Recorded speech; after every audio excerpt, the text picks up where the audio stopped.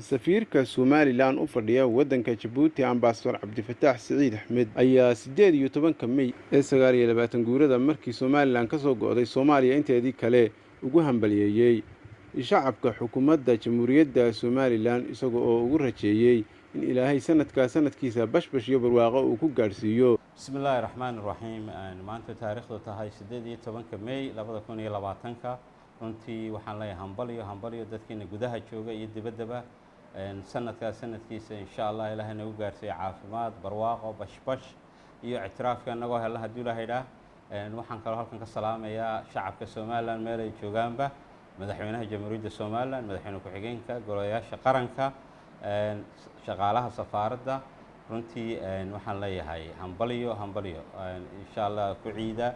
18 May sanad guuro wanaagsan oo ah tii 29aad. Xafladani ayaa ka duwaneyd xafladihii hore ee 18 May ee laga xusi jiray waddanka Djibouti waxaana ku soo beegantay iyadoo dunida laga cabsi qabo inuu aad ugu sii faafo cudurka dilaaga ee COVID-19. Soddonkana waxaan rajaynaynaa maadaama xanuunku naga soo galay anagu sanad walba waan qabanaa laakiin waddanka COVID-19 baa jira sanadkan xafladihii dhan waa la joojiyay caalamka dadku iskuma iman karayaan marka insha Allah sanad guurada soddonaad sanadka soo socda insha Allah si weyn u xusi doonaa hadii la yiraahdo. Geesta kale safiirka Somaliland u jooga waddanka Djibouti markii uu dhameeyay shirkaasi jaraa'id ee uu ku hambalyeeyay xuska 18 May ee 29 guurada gooni isu taagga Somaliland waxa uu sidoo kale magaalo xuduudeeda loo yacado